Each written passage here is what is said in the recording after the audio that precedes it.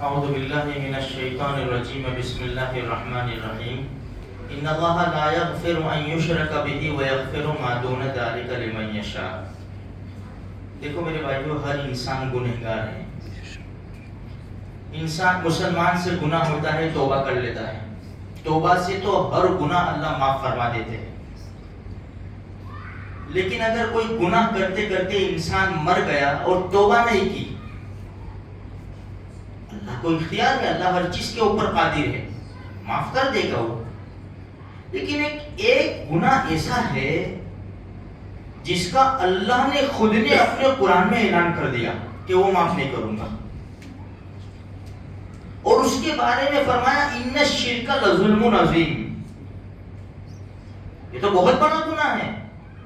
قرآن کریم کے 5ویں پارے میں خود اللہ رحمان وہ اعلان کرتا ہے ان اللہ لا یغفر ان یشرک بہ ویغفر ما دون ذلک لمن یشاء، شرک کے علاوہ ہر گناہ کو معاف کر دوں گا، لیکن شرک کیا وہ معاف نہیں کروں گا میں، یہ خود قرآن کا اعلان ہے۔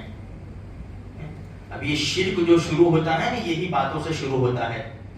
انسان اس کو جیسے مثال کے طور پر راکھی باندھنا نارمل لیتا ہے، اس کو انسان کچھ بھی نہیں، باندھ کے نکال ڈالیں گے، کہیں گئے یہ لگا کچھ بھی نہیں، پوچھ ڈالیں گے،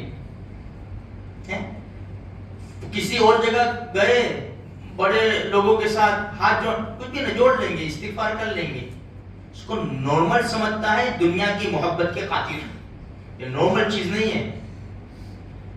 اسلام نے شرک کو بالکل برداشت نہیں کیا ہے، بالکل برداشت نہیں کیا ہے۔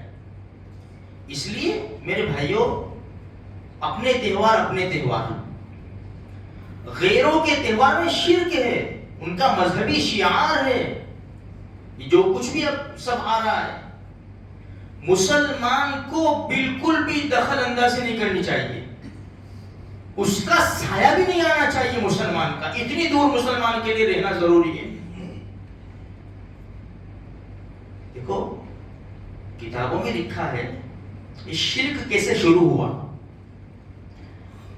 آدم علیہ السلام کے 2 بیٹے حابیل اور قابیل، قابیل نے حضرت حابیل کو ناحق قتل کر دیا، اللہ کی لعنت ہوئی اس کے اوپر، اور قیامت تک جتنے بھی مرڈر ہوں گے نا، سب کا گناہ مرڈر کرنے والے کے اوپر تو ہوگا ہی ہوگا، لیکن قابیل کے اوپر بھی اس کا گناہ جائے گا، اس لیے کہ سب سے پہلے اس نے یہ بنیاد ڈالی، اللہ کی لعنت ہوئی۔ کتابوں میں لکھا ہے اس کی نحوست کی وجہ سے قابیل کی 7ویں پشت میں شرک شروع ہوا، 7ویں پشت میں، اس لیے کہتے ہیں نسل کا مسئلہ ہے، ہماری اولاد کا مسئلہ ہے، اگر ہم سے یہ کام ہو رہے تو ہماری نسل کا مسئلہ ہے، ہماری اولاد کا مسئلہ ہے کہ کہیں شرک کفر میں مبتلا نہ ہو جائے، اس لیے ڈرایا جاتا ہے میرے بھائیوں، اس لیے بچانے کی کوشش کی جاتی ہے۔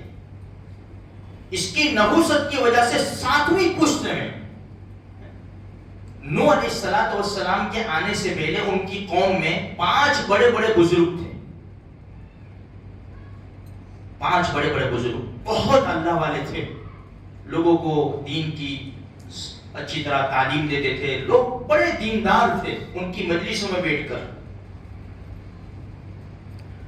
اب ایک ایک کر کے ان کا انتقال ہو گیا، اللہ کی رحمت میں پہنچ گئے۔ ود، سوا، یغوث، یعوق، نصر، ان کے نام تھے، 5 بزرگوں کے نام تھے، جس کا سورہ نوح میں ان کے نام آئے تھے۔ وَقَالُوا لَا تَذَرُنَّ آلِهَتَكُمْ وَلَا تَذَرُنَّ وَدًّا وَلَا سُوَاعًا وَلَا يَغُوثَ وَيَعُوقَ وَنَسْرًا، یہ 5 بڑے بڑے بزرگ تھے، ان کا یک کے بعد دیگر اللہ کی رحمت میں پہنچ گئے، تو قوم نے ماتم منایا، بہت روئے کہ ہمارے قوم میں سے نیک لوگ اٹھ گئے، اب کیا کریں گے؟ تو شیطان نے ان کے دل میں بات ڈالی، ایک کام کرو، تمہاری مسجدوں میں، تمہاری عبادت گاہوں میں ان کی صورتیں بنا ڈالو، ان کی صورتیں، جس کو بت کہتے ہیں، ان کی صورتیں بنا کے رکھ دو، ان کو دیکھیں گے تو تمہاری مجلس یاد آ جائے گی۔ ان کے دماغ میں بات بیٹھ گئی اور انہوں نے یہ 5 بزرگوں کی صورتیں بنا کے رکھ دی۔ یہ قوم شرک نہیں کرتی تھی، یہ پہلی نسل ان کو دیکھتی تھی، مجلس سے یاد کرتی تھی، اللہ کی عبادت کرتی تھی۔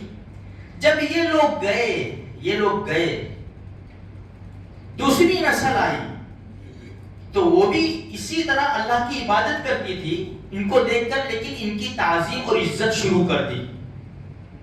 اور تیسری قوم نے تو ڈائریکٹ ان کو سجدہ کرنا شروع کر دیا، ان سے مانگنا شروع کر دیا، اللہ کو بھول گئے. یہاں سے شرک کی بنیاد پڑی، یہاں سے شرک شروع ہوا میرے بھائیوں. 950 سال پھر اللہ پاک نے نوح علیہ السلام کو بھیجا. نوح علیہ السلام کو 950 سال قوم کے پیچھے محنت کی. ایسے شرک میں مبتلا ہو گئے تھے کہ 950 سال محنت میں خالی 83 آدمی ایمان لائے. بس اندازہ لگاؤ کیسے گزر گئے ہوں گے. ابھی سمجھا تو کہاں سمجھ میں آتا ہے. ڈگری دکھتی ہے ہم کو تو بچوں کا بھی مسئلہ ہے، بڑوں کا بھی مسئلہ ہے، جو ساتھ میں جاب کرتے ہیں ان کا بھی مسئلہ ہے، کالج والوں کا بھی مسئلہ ہے.